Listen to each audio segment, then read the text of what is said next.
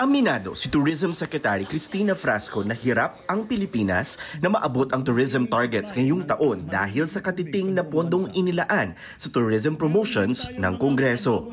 Pumalag din ang kalihim sa pasaring ng ilang mga mambabatas na underperforming ang ahensya.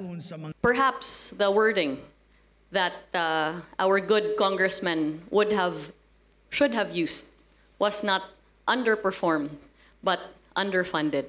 You get back what you give. Pre-pandemic funding for tourism promotions were easily over ₱1 billion. You cannot expect a full recovery to 100% by investing only 100 to 200 million pesos. Malaki ang ibinaba ng tourism branding campaign budget ng DOT simula 2018 at sa 2026. Umaasa itong hindi mananaig ang politika sa budget deliberations. Matatandaan kumalas bilang miyembro ng Kamara ang asawa ni Frasco na si Duke Frasco para maging isang independent.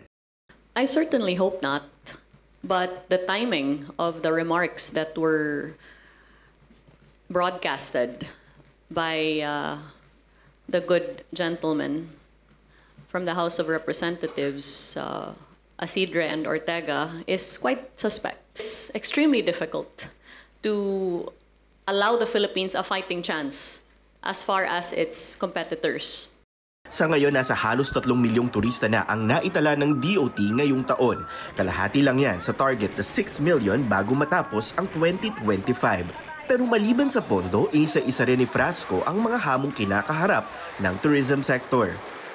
Geopolitical tensions, war, the slowing down of the respective economies of our source markets, resulting in negative GDPs even in certain jurisdictions. And one of the things that has also continued to plague the country is our visa policy, which, as we have seen post-pandemic, have been completely liberalized across the ASEAN region.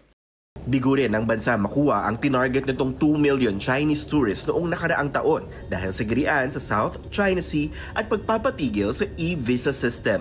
Kaya mula 20 million na Chinese tourists na nagtungo sa ASEAN countries, nasa 300,000 lang dito ang nagtungo sa Pilipinas. Kaya ang tinatarget ng Pilipinas, mga turista mula India, Taiwan, Europa, Canada, Australia at mga bansa sa Middle East tulad ng UAE.